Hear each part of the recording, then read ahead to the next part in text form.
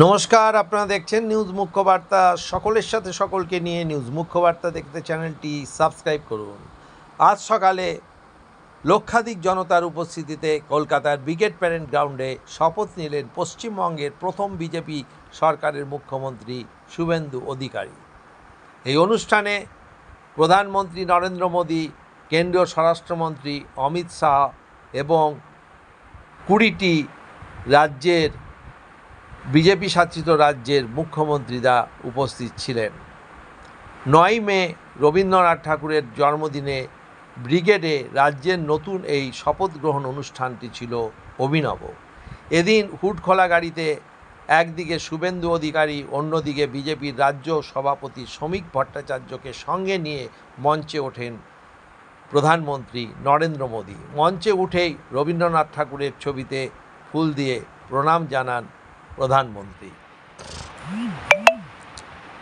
শুভেন্দু অধিকারীর সঙ্গে এদিন তার মন্ত্রিসভার 5 জনের নাম ঘোষণা করা হয়েছে। এদিনের শপথ নেন তারাও। উত্তরবঙ্গ থেকে 2 জন এবং দক্ষিণবঙ্গ থেকে 3 জনকে মন্ত্রিসভায় স্থান দেওয়া হয়েছে। এদের মধ্যে রয়েছেন আদিবাসীর মুখ ক্ষুদিরাম টুডু, মতুয়া মুখ অশোক কীর্তনিয়া, এছাড়া রয়েছেন দিলীপ ঘোষ, অগ্নিমিত্রা পল এবং নিশীথ প্রামাণিক। শুভেন্দুর পরেই শপথ নেন দিলীপ ঘোষ এবং তারপর অগ্নিমিত্রা পল, অশোক কীর্তনিয়া, ক্ষুদিরাম টুডু এবং শেষে নিশীথ প্রামাণিক। ভবানীপুর এবং নন্দীগ্রাম থেকে জয়ী হয়েছেন শুভেন্দু অধিকারী। খড়গপুর সদর থেকে জয়ী হয়েছেন দিলীপ ঘোষ। আসানসোল দক্ষিণ থেকে জয়ী হয়েছেন অগ্নিমিত্রা পল। বনগাঁ উত্তর থেকে জয়ী হয়েছেন অশোক কীর্তনিয়া। বাঁকুড়ার রানীরবাগ কেন্দ্র থেকে জয়ী হয়েছেন ক্ষুদিরাম টুডু এবং কোচবিহারের মাথাভাঙা থেকে জয়ী হয়েছেন নিশীথ প্রামাণিক।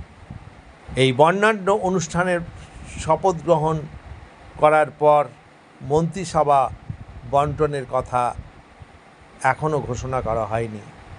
ব্যুরো রিপোর্ট, নিউজ মুখ্য বার্তা।